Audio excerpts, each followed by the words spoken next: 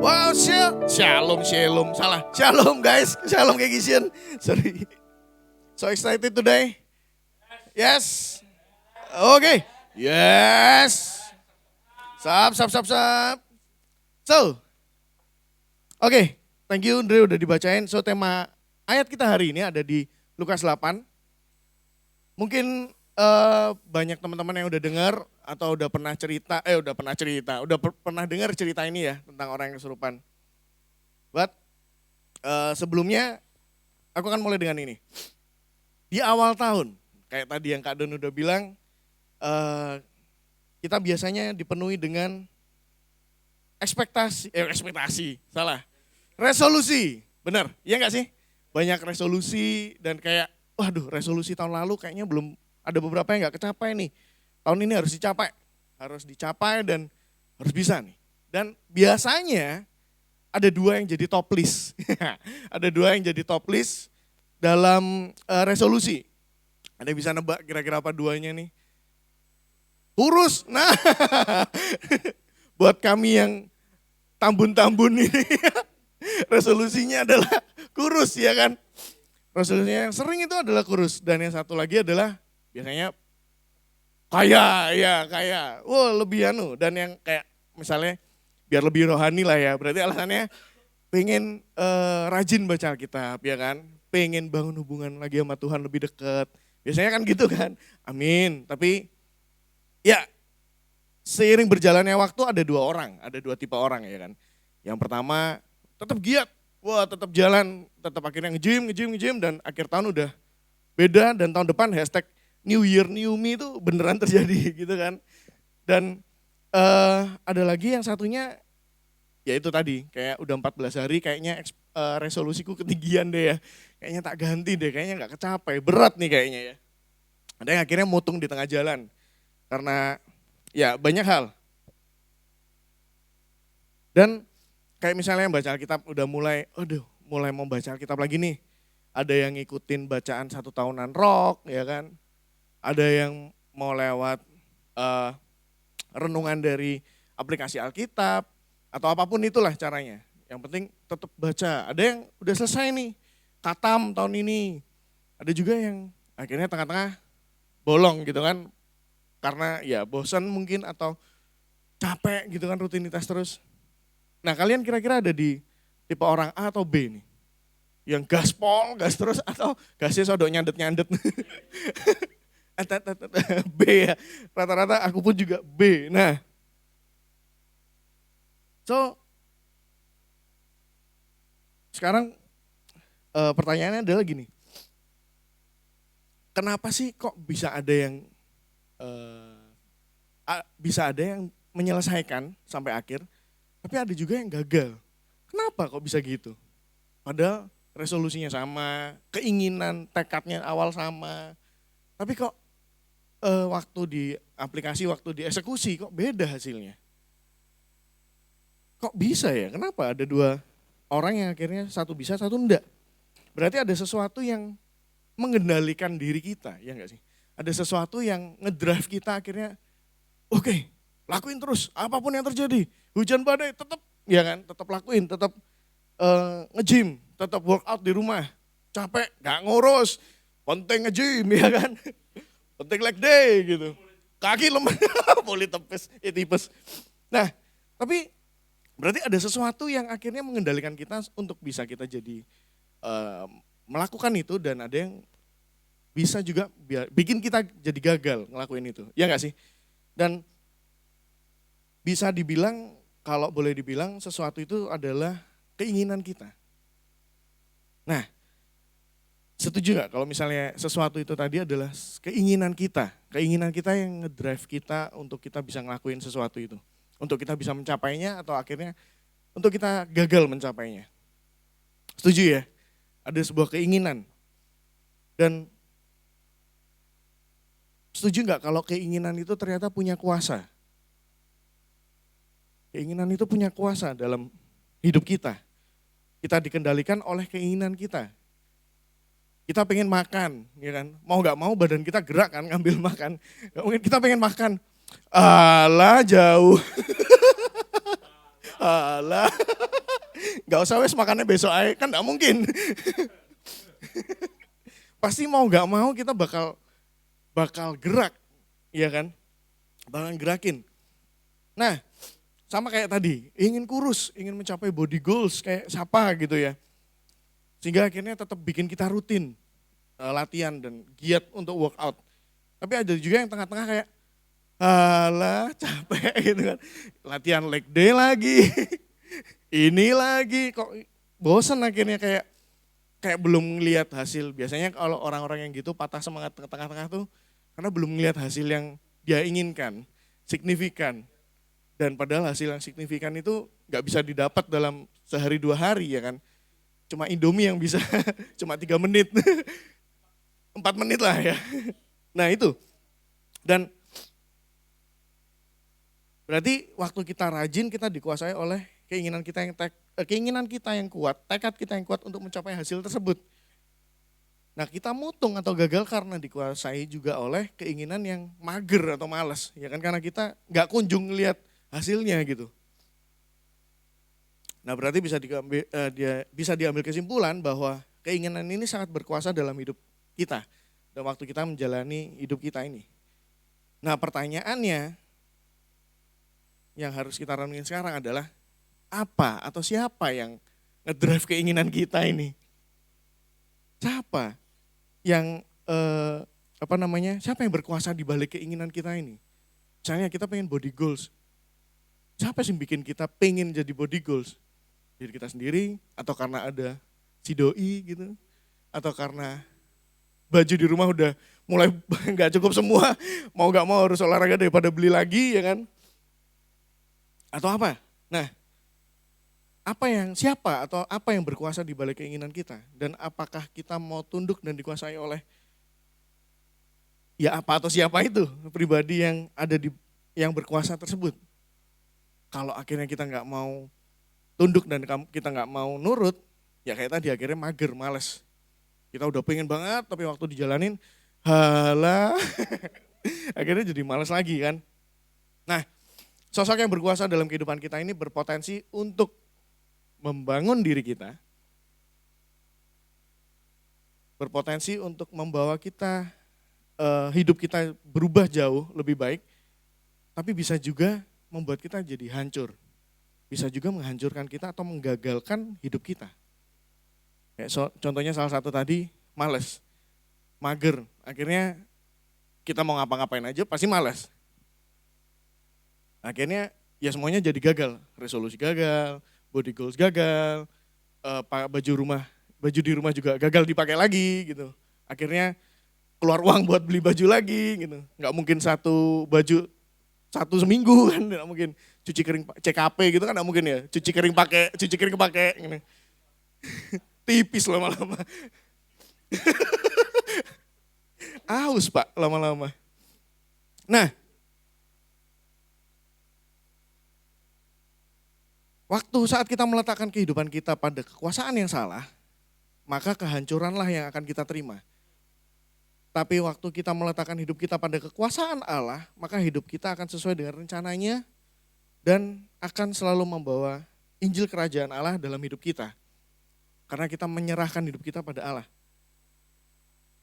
Dan kita percaya kalau Dia adalah satu-satunya penguasa tunggal dalam kekuasaannya dan dalam hidup kita. Dan kita bisa merasakannya itu. Dan hari ini kita akan bahas yang tadi seperti kita udah baca, bagaimana Yesus datang kepada orang ini dan bagaimana prosesnya akhirnya mengusir roh jahat itu, dan kita bisa lihat gimana perbedaan antara kuasa Tuhan dan kuasa si iblis, kuasa si jahat dalam orang tersebut. Nanti kita akan bahas lebih dalam. Aku bagi jadi 2 poin, before dan after. Di ayat 26 sampai 27 poin pertama ya. Lalu mendaratlah Yesus dan murid-muridnya di tanah orang Gerasa yang terletak di seberang Galilea. Setelah Yesus naik ke darat, datanglah seorang laki-laki di kota itu menemui dia. Orang itu dirasuki oleh setan-setan dan sudah lama ia tidak berpakaian dan tidak tinggal dalam rumah tetapi dalam pekuburan. Ketika ia melihat Yesus, ia berteriak lalu tersungkur di hadapannya dan berkata dengan suara keras, "Apa urusanmu dengan aku, "Hai Yesus, anak Allah yang maha tinggi, aku mohon kepadamu supaya engkau jangan menyiksa aku." Sampai situ aku berhenti. Nah, ceritanya adalah ada seorang yang kerasukan setan, dan kondisinya sangat memprihatinkan. Sangat dijelasin, sudah lama dia tidak berpakaian dan tidak tinggal di rumah, tetapi di pekuburan, di pinggir kota. Dan itu suasananya pasti nggak mungkin ramai kan, pinggir kota ya pasti sepi banget, apalagi pekuburan. Di sana tulis beberapa literasi bilang di dalam gua-gua, karena pekuburannya bukan kayak kembang kuning yang digali, tapi di dalam gua-gua, tanamnya kayak gitu. Jadi benar-benar sepi banget di pinggiran kota itu. Dan di sana ditulisin kuasa jahat membuat hidupnya hancur, diseret-seret ke sana sini, diseret ke tempat sunyi, walaupun udah dijaga biar orangnya ini biar nggak manifestasi gitu ya, biar nggak lari-lari, tapi tetap dipatahin nih, rantainya dan lain-lainnya tetap diseret. Dan fun fact-nya adalah peristiwa ini menjadi salah satu rangkaian peristiwa bagi murid-murid Yesus waktu pertama kali mereka mengikuti Yesus. Ya kalau teman-teman baca sebelumnya, ini masih permulaan nih, waktu Yesus ketemu beberapa orang dan akhirnya mengajak beberapa orang ini untuk jadi murid-muridnya. Dan di ayat sebelumnya ini, di perikop sebelumnya, kisahnya adalah waktu di kapal. Yesus di kapal lagi tidur dan ada badai. Nah, kisahnya tuh ini. Dan di sana kita tahu semua murid-muridnya heboh, ada badai di tengah dan Yesus tidur, dibangunin kan, "Guru, ini ada badai," dan lain sebagainya. Terus akhirnya Yesus bangun, sempat negur mereka, "Kenapa kamu nggak percaya?" dan gitu-gitu ya. Dan akhirnya Tuhan berfirman meredakan badainya dan akhirnya badainya reda. Di sana ditulis di ayat Lukas 8 ayat 25, "Maka takutlah mereka dan heran, lalu berkata seorang kepada yang lain, 'Siapa gerangan orang ini sehingga ia memberi perintah kepada angin dan air dan mereka taat kepadanya.'" Bayangin kalau kita jadi murid-murid gitu ya, baru ketemu Tuhan Yesus, baru ketemu Yesus, ini siapa gitu kan, kita nggak kenal, disuruh ngikutin, ya wes ngikut. Terus ada badai, tiba-tiba dia bilang berhenti gitu kan badainya. Terus kita kan pasti kaget, "Wih, sangar Pak, siapa ini? Apakah ini Lot Rangga atau siapa ini kok berkuasa banget gitu kan?" Dan itu kalau kita baca itu berentetan gitu, banyak mujizat yang Tuhan nyatain. Dan fun fact-nya Tuhan Yesus gak pernah kayaknya langsung eksplisit ngomong kalau dia adalah Tuhan. Tapi dia menekankan kalau dia adalah Tuhan saat ada orang yang ngomong. Waktu itu kalau salah si Petrus atau si siapa yang bilang ya. Nanti coba koreksi ya kalau aku salah. Cemiwiu. Nah, jadi gini, Yesus di sana nunjukin kalau ya dia memang beneran Tuhan. Dia memang beneran Allah yang turun ke dunia. Dengan apa? Dengan pertama murid-muridnya dilihatkan dengan ya itu, alam pun tunduk, angin dan badai pun tunduk. Nah, ketambah lagi setelah nyebrang dari Danau Galilea, nyampailah di Gerasa. Tiba-tiba ada orang ini datang. Kalau teman-teman pernah lihat Passion of the Christ, terus pernah lihat film-film yang menceritakan tentang Yesus, di sana digambarin orangnya bener-bener kayak orang gila, rambutnya panjang, bawa batu gitu kan, wah teriak-teriak. Terus begitu sampai depannya ditaruh dan tersungkur. Tersungkur itu sujud gitu. Terus dia bilang itu. Bilang kalau ya apa urusanmu dengan aku, hai anak Allah yang maha tinggi. Ini pernyataan yang sangat jelas bahwa setan pun mengenal dia sebagai anak Allah yang maha tinggi. Dan dari bagian awal kisah ini kita tahu bahwa Yesus adalah Allah yang sangat berkuasa dan berdaulat dalam segala hal di semesta ini ya kan.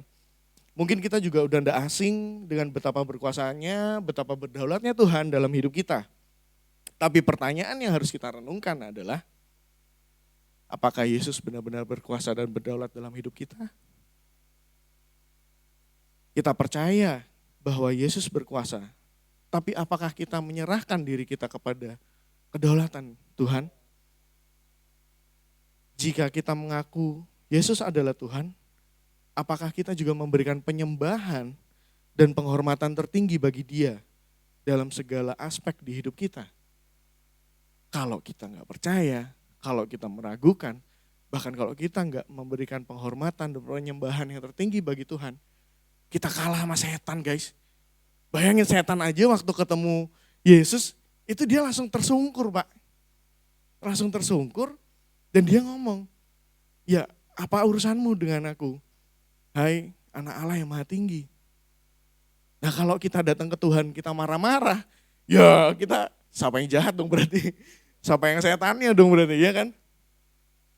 Itu kayak nampol banget sih kemarin, kayak pikir, iya setan pun ngerti kalau ini Tuhan, kalau ini adalah anak Allah, ini Yesus. Nah,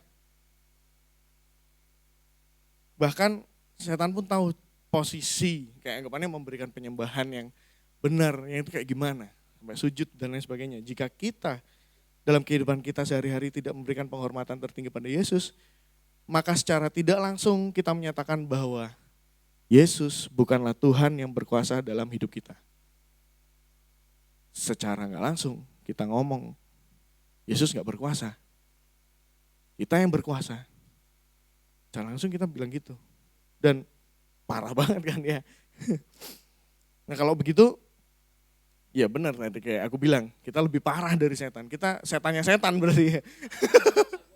Apa setannya setan tuh? Kayak gimana coba bentuknya? Itu parah banget. Dan kayak gini, kalau begitu gini, bukan berarti dalam hidup kita kan tadi bilang kita bisa memberikan penyembahan dan penghormatan tertinggi. Kalau sana kan di sini tersungkur di hadapan Bapa, tersungkur di hadapan Allah. Tapi bukan berarti jangan langsung diambil tersungkurnya, terus oh iya dikit-dikit kalau misalnya kerasa ada Tuhan, tersungkur langsung. Dikit-dikit lagi di mall kerasa, ada hadirat Tuhan, tersungkur. Ya enggak gitu, tapi dalam arti sikap hati. Dalam arti sikap hati. Gimana kita sikap hati kita di hadapan Tuhan. Seringkali kita hanya sebatas menyatakan bahwa Tuhan adalah Allah yang maha kuasa, tetapi kita gagal menyerahkan segala sesuatu pada kuasa Tuhan. Kita gagal menyerahkan segala sesuatu. Seringkali kita menyatakan bahwa rancangan dari jalan Tuhan jauh lebih tinggi, jauh lebih besar dari rancangan kita. Namun pada saat ada sesuatu yang tidak sesuai, dengan keinginan kita, kita cenderung marah, kecewa, mulai menyalahkan Tuhan, bahkan mulai meninggalkan Tuhan. Karena lah kok gini Tuhan, aku udah ngelakuin ini, aku udah percaya, aku udah berserah. Lah kok jadinya kayak gini, males gak Tuhan-Tuhanan, aku iso dewek, nah iya kan, paling parah kayak gitu akhirnya. Seringkali kita juga, kita tahu dan menyatakan bahwa Tuhan adalah sumber kekuatan kita, tapi pada saat kesesakan, pada saat ada masalah, kita ngandalin pengetahuan kita ngandalin pengalaman kita ngandalin relasi kita mencari jawaban instan, kita mencari bantuan instan, daripada taat menunggu jawaban Tuhan, daripada setia dalam prosesnya Tuhan. Nah, secara gak langsung juga saat kita mengandalkan kekuatan kita, itu tanpa disadari kita juga ngeklaim, kita declare kalau Yesus sebagai Tuhan hanya sebuah ucapan aja, hanya omongan aja, bukan sebuah ungkapan dari hati atau bukan dari sebuah ketetapan hati kalau Yesus beneran Tuhan. Jadi omongannya kita cuma, ya Yesus Tuhan gitu. Tapi nggak ada dalam hati nih, kita cuma tahu sebatas pengetahuan. Dan akhirnya kita terjebak dengan kondisi, kita terjebak dengan ekspektasi, kita terjebak dengan keinginan kita sendiri yang membuat kita semakin jauh dari Tuhan. Seperti orang tadi, diseret makin jauh ke tempat yang sunyi. Nah mungkin kalau sekarang ya, kita kan bahas tentang kerasukan nih. Terus mungkin kalau sekarang kita udah kayak nggak seberapa relate ya. Masa masih ada kok kerasukan di dunia modern kayak gini ya. Udah semuanya zaman pakai udah teknologinya canggih banget, masa ada masih kerasukan dan lain sebagainya. Kayaknya yang ada kerasukan di TV-TV atau di TikTok Live itu cuma settingan doang ya kan. Apa sih yang nggak bisa disetting gitu. Nah, bakal kayak gitu-gitu. Ada yang masih percaya dengan kerasukan-kerasukan. Aku macan.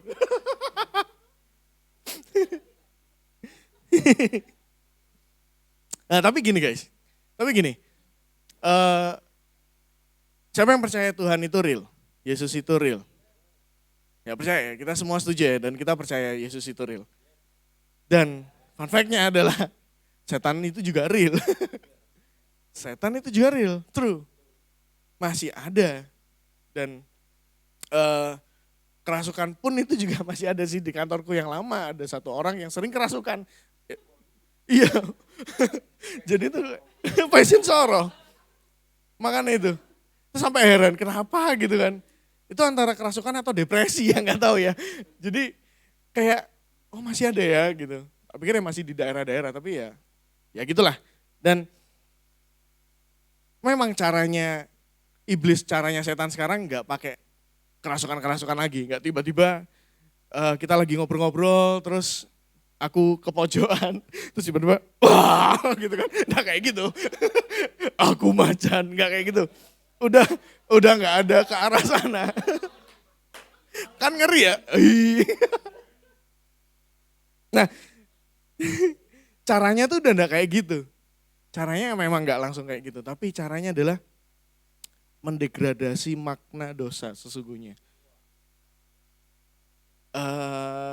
Dimulai dari keinginan kita yang kelihatannya benar. Di sana kayak misalnya contoh nih, sibuk kerja, kita belajar benar gak sih? Benar lah ya, benar kan? Kalau misalnya ada yang gak benar, wah ini PR kayak gue ya. Bekerja buat apa? Belajar buat apa? Hidup itu apa? Cuma ada iya, tidak. Apa ya Kak Don dulu? Sia-sia, semua sia-sia. Alkitab nulis semua sia-sia. Ya, terus akhirnya nggak belajar dan nggak bekerja gitu, ya nggak mungkin kan. Dan contoh deh, belajar dan bekerja. Kita sibuk kerja, kita sibuk belajar. Nah, ini sasaran empuk juga nih buat iblis. Dipakai untuk dimanipulasi nih kitanya. Sebenarnya baik kan, kita bekerja, kita belajar untuk mendapatkan sesuatu yang lebih baik. Tapi bisa dipakai untuk iblis, dimanipulasi, sehingga kita lupa menyediakan waktu untuk Tuhan.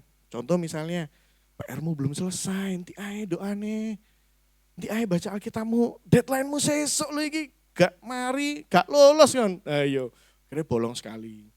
Besok, kayak kerjaanmu durung mari bos. Lagi gak gini di SP kamu, ayo mari nong. Akhirnya molor lagi. Dan itu akhirnya kayak ngelembur ya kan, ngerjain, dan makin lama makin jauh. Makin lama makin jauh sama Tuhan. Karena kayak, yes besok ayo wis, yes nanti ayo wis, besoknya nanti ayo. Wah tambah seneng. Ya kan, iblis tambah seneng digituin. Dan ada lagi sekarang yang lagi marak banget. Kasih. Baik gak mengasihi sesama? Tuhan ngomong suruh mengasihi sesamamu manusia ya kan? Tapi ini juga dimanipulasi oleh iblis. Lewat apa? Ya lewat LGBTQT dan lain-lain sebagainya itu, Q+ dan bla bla bla. Dan dipakai ayatnya bahkan dipakai untuk melegalkan itu. Ya, memang dari dulu awal zaman Adam dan Hawa si iblis memang memutarbalikkan firman Tuhan. Bukankah Allah bilang, nah kayak gitu-gitu, bukankah pengen menjadi seperti Allah dan sebagainya. Kita mesti hati-hati dengan ini. Dan iblis masuknya lewat situ. Semua kebenaran yang Tuhan ajarkan dimanipulasi agar kita bisa terseret oleh iblis makin jauh ke tempat sunyi. Dan akhirnya buahnya adalah waktu kita gagal, kita depresi, kita merasa sendiri, kita merasa gak layak, kita merasa gagal dan lain sebagainya. Dan akhirnya kita memutuskan untuk minggat dari dunia ini ya kan. Dan itu wah iblis senang banget tuh, berhasil banget. Dan itu caranya iblis sekarang. Masuk lewat hal-hal yang kelihatannya baik dulu, terus dibelokin, lah hilang. Belokin, hilang. Tapi gak usah takut guys. Kita tahu semua bahwa Tuhan tidak tinggal diam, ya kan? Tuhan datengin kita, Tuhan nyamperin kita. Dan apa selanjutnya? Kita ke poin kedua, after, bagaimana Tuhan memerdekakan dan membebaskan orang ini. Itu pun juga bakal terjadi pada kita semua yang lagi terjerat dalam pergumulan-pergumulan kita, pada dosa-dosa kita. Ayat 35, Yesus mengusir setan-setan tersebut ke tempat yang mereka inginkan, ya kan? Yaitu ke kumpulan babi. Waktu si iblis tahu kalau itu Yesus, terus dia meminta untuk jangan ngebuang mereka, jangan memusnahkan mereka, tapi biarlah dilempar ke babi-babi. Dan mereka akhirnya Yesus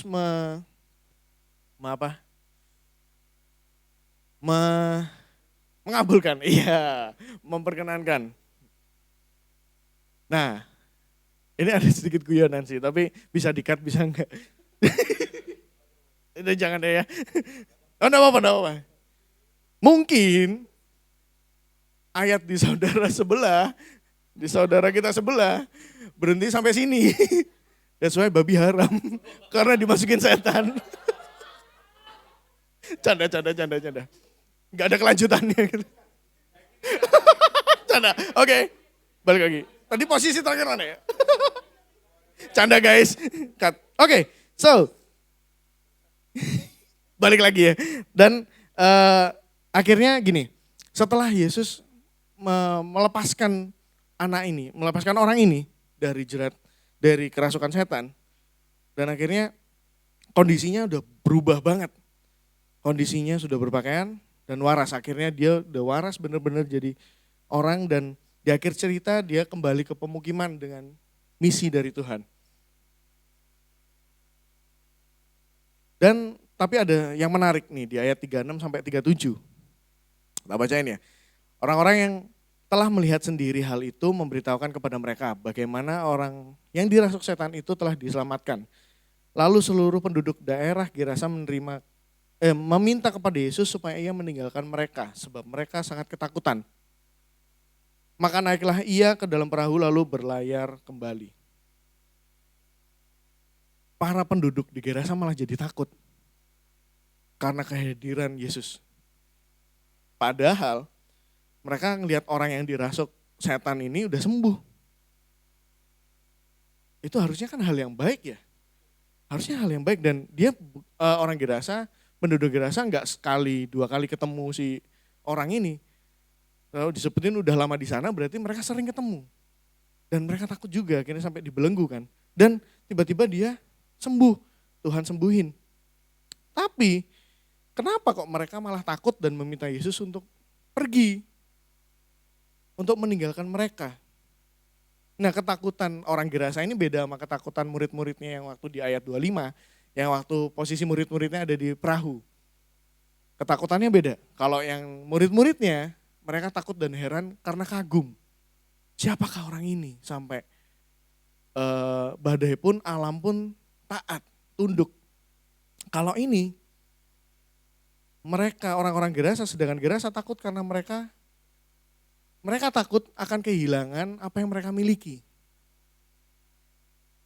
Ya, gembala babi, tiba-tiba babinya hilang semua. Mereka ngerasa, waduh, orang ini, karena ada orang ini akhirnya aku rugi. Kehilangan aset ya kan, dan lain sebagainya. Nah, sehingga akhirnya mereka gagal melihat kebesaran Tuhan. Mereka gagal melihat kebesaran kuasa Tuhan. Kuasa Yesus yang telah membebaskan orang ini. Mereka lebih melihat pada kerugian besar yang mereka alami daripada kagum akan kuasa Tuhan yang membebaskan orang yang kerasukan. And you know what? Seringkali kita mengusir Yesus bukan dengan kata-kata, kita pun kadang juga sering mengusir Yesus. Tetap kita mengusirnya dari kehidupan kita karena hati kita lebih memilih harta dan tahta. Kadang kita lebih memilih itu. Akhirnya kita mendinai, kita mengusir Tuhan. Nah, bisa jadi kita mengetahui bahwa ya kita salah dalam keadaan itu. Kita nggak bener nih hatiku. Kita udah bolak-balik diperingati, kita bolak-balik ditegur. Mungkin seringkali kita mendengar firman dan firman itu menegur kita. Tapi kita tetap berpaling karena berpaling dari Tuhan. Kenapa? Ya karena kita takut kehilangan keuntungan dari kehidupan yang kita jalani sekarang. Kita takut kehilangan seseorang yang kita anggap paling mengerti kehidupan kita. Kita takut kehilangan rasa kagum orang pada kita. Dan kita juga takut jika nantinya kita dikucilkan. Kalau kita hidup benar, circleku hilang nih. Alarm. Kalau misalnya kita pindah dari circle ini, aku gak punya teman lagi.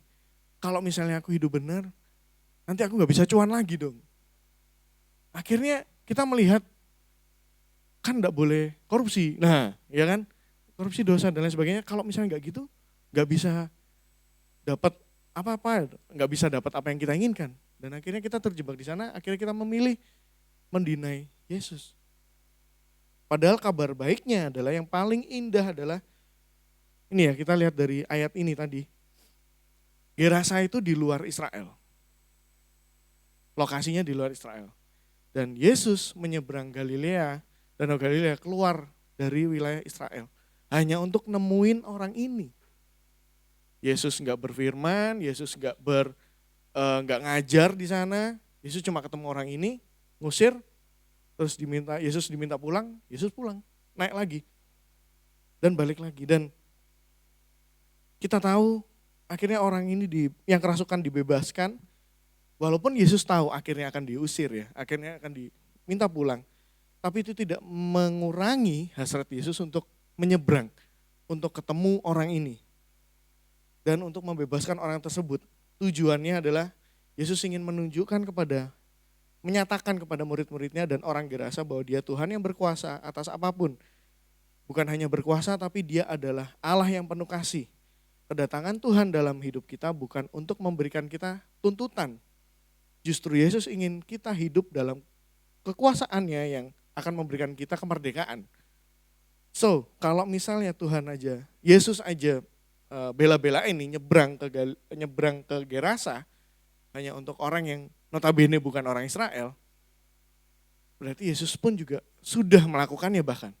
Nyebrang ke dalam setiap hati kita, ke dalam setiap hidup kita, untuk menyatakan dirinya, untuk menyelamatkan kita, yang notabene kita juga bukan orang Israel. Kita bisa tahu kalau gini, kita bisa tarik kesimpulan, keselamatan itu bukan hanya untuk orang Israel, tapi untuk semua orang yang percaya pada Yesus. Dan karena kemuliaan yang dia berikan ini juga jauh lebih melebihi keuntungan yang pernah kita dapatkan. Dan maka sadarilah kalau misalnya terkadang beberapa hal yang membuat kita untung itu tidak membuktikan bahwa itu sesuai dengan kehendak Tuhan. Pun dalam keadaan buntung, hal ini pun tidak menandakan bahwa Tuhan sedang menghukum kita. Dan ini kondisi ini Tuhan pakai memang untuk menyatakan dirinya kalau ya hanya dia yang berkuasa, hanya dia yang layak untuk disembah dan hanya dia yang layak untuk diagungkan. Bukan keinginan kita, bukan cuan kita, bukan ambisi kita. Lebih baik kita melakukan kebenaran dan mengalami kebuntungan daripada kita mendapatkan keuntungan namun hidup di luar perkenanan Tuhan. Kehadiran Tuhan Yesus dalam hidup ini jelas untuk menyatakan kemuliaannya dan akan mendatangkan kebaikan bagi kita. Nah, untuk menutup, aku tutup sharingku di tahun 2023 kemarin. 2023 aku punya ekspektasi untuk mencapai beberapa target gitu lah ya, mencapai beberapa resolusi. Jujur mostly di tahun 2003 kemarin, aku fokus pada pencarian ke sana.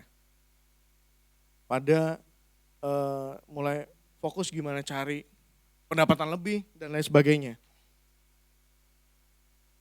Dan pikiranku dipenuhi sama ini nih, dipenuhi sama pikiran-pikiran itu. Gimana caranya, pagi malam, sampai akhirnya malam pun tidur gak bisa enak, gak bisa tenang.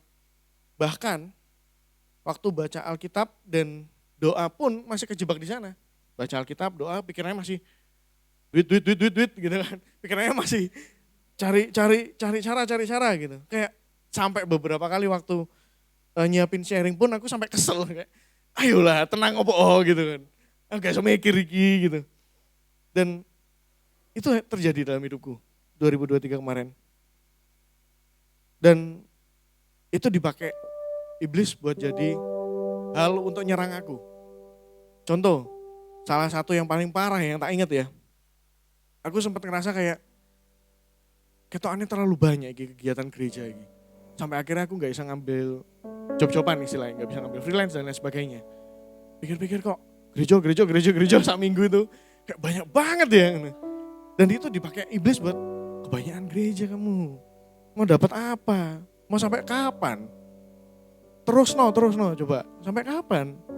Kamu gak dapat apa-apa loh di sana. Mending kamu kerja, mending freelance cari apa, mending ngerjain ini, ngerjain itu. Tapi setelah itu coba tak renungin lagi, gak bener gitu pikiran ini, ngawur gitu. Dan ya itu tadi yang aku bilang, keinginan kita bisa jadi sasaran empuk iblis untuk membuat kita jatuh dan jauh. Dan akhirnya beneran, jauh aku sama Tuhan. Berapa kali baca Alkitab pun itu bolong-bolong dan berapa kali juga ditegur, sama Feli juga ditegur, kok gak pernah sharing lagi, gak pernah bikin renungan lagi. Ya bersyukur kalau misalnya, itulah makanya kenapa kita harus punya pasangan yang seiman. Pasangan yang seiman, bukan punya pacar, tapi pasangan yang seiman. Yang sama-sama cari Tuhan gitu. Sabar. Tapi kalau misalnya belum pun enggak apa-apa guys. Itu kita fokus untuk cari Tuhan gitu kan. Nanti ada waktunya. Tuhan pasti tahu waktu yang terbaik. Dan setelah tak sadari ya aku makin lama makin jauh dan ngerasa banyak banget nyalahin keadaan akhirnya. Apakah secara kasat mata akhirnya semua tercapai? Ya enggak semua sih. Belum semua kekumpul.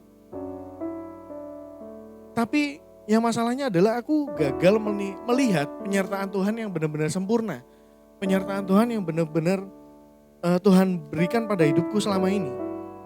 Aku jadi gagal ngelihat itu karena aku ngelihat ke ekspektasi aku nyalain Tuhan. Kenapa kok gini keadaannya, kenapa kok harus ada ini, kenapa kok harus lewat sini dan lewat situ.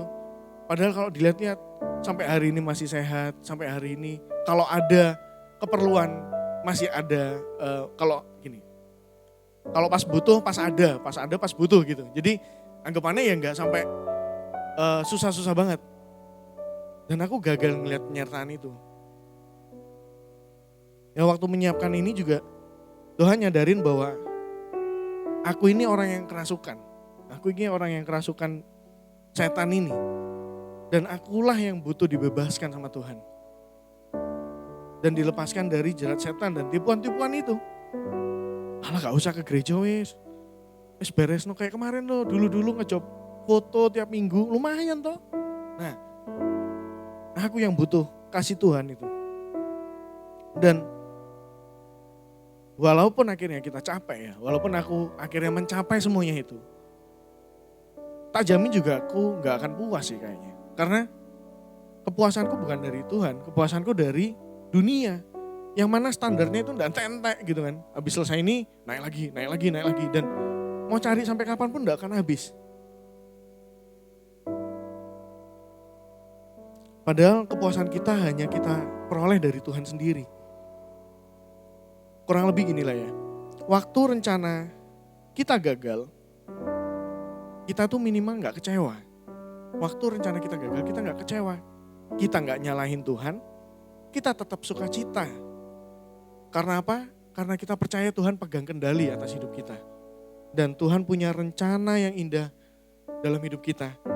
Dan kita yakin bahwa Tuhan gak pernah merancangkan yang jahat dalam hidup kita. Kalau misalnya terjadi hal-hal yang tidak enak, terjadi hal-hal yang tidak diinginkan, itu adalah cara Tuhan untuk kalibrasi lagi hidup kita. Kalibrasi hati kita lagi.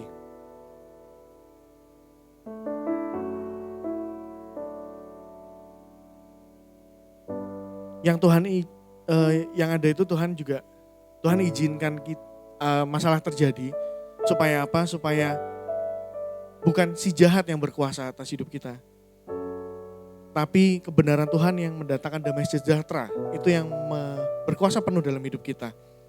Akhirnya kita tidak menyalahkan Tuhan karena kita bisa melihat dari sisinya Tuhan. Kalaupun akhirnya Tuhan izinkan itu kita dapat, Tuhan tahu kita belum siap. Pasti Tuhan tahu kita bakal jauh lagi sama Tuhan. So, aku gak tahu apa yang sedang teman-teman pergumulkan dalam tahun ini, dalam belakangan hari ini.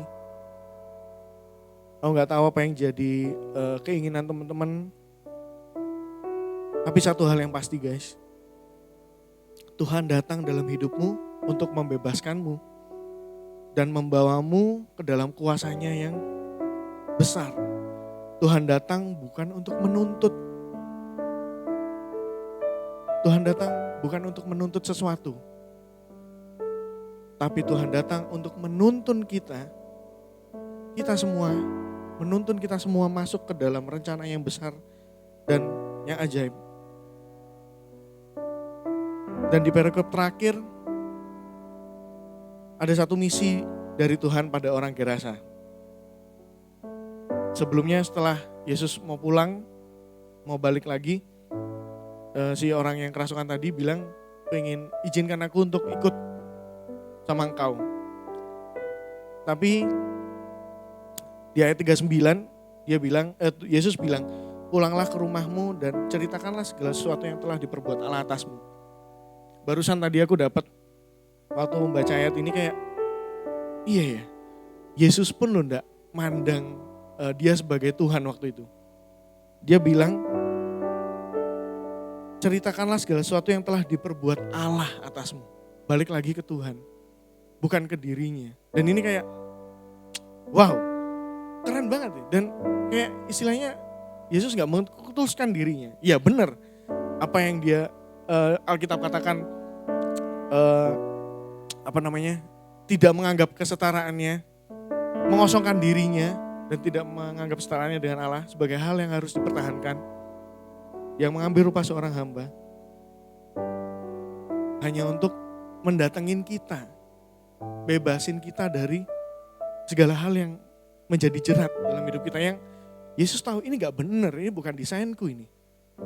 Yesus datang, Yesus nyelamatin, Yesus bebasin, dan Yesus berikan kebebasan itu, Yesus berikan kemerdekaan itu. Supaya apa? Supaya kita benar-benar masuk tadi kan, masuk dalam rencananya, rancangan yang besar dan ajaib. Dan saat Tuhan dalam hidup kita dan kita dibebaskan, Tuhan juga ingin kita menyampaikan pengalaman kita kepada orang lain. Supaya apa? Supaya mereka juga bisa menerima apa yang kita rasakan.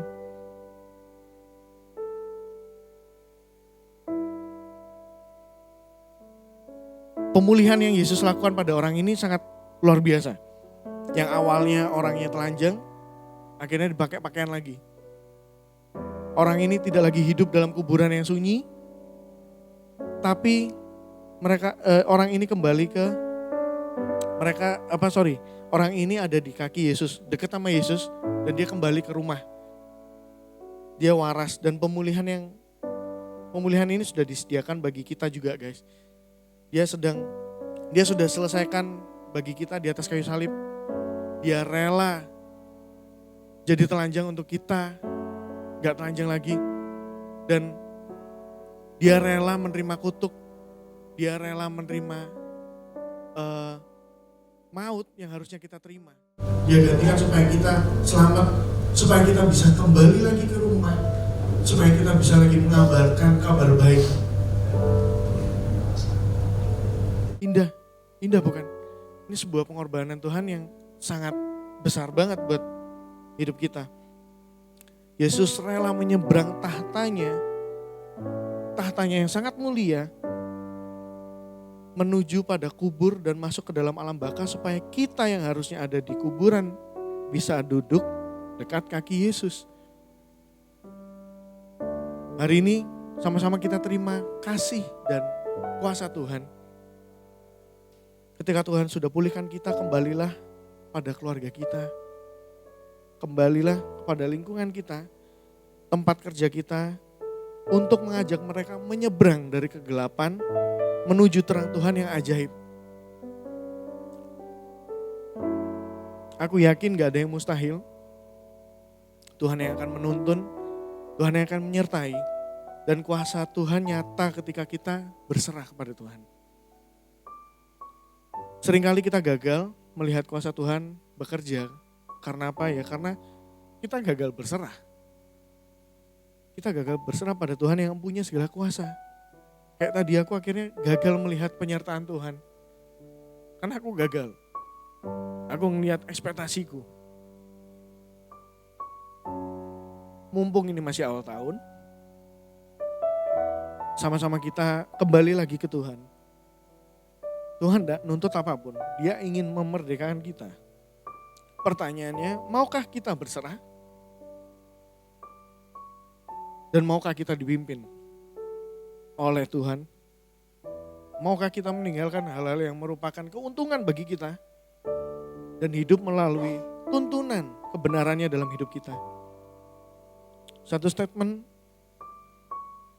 aku copy dari Kohis, izin aku. Adalah lebih baik hidup dalam kebenaran bersama Tuhan, sekalipun harus mengalami kerugian, daripada menikmati keuntungan namun hidup dalam keterikatan yang berujung pada kebinasaan. So, biarlah hari ini firman Tuhan benar-benar kalibrasi setiap hati kita. Gak ada kata terlambat.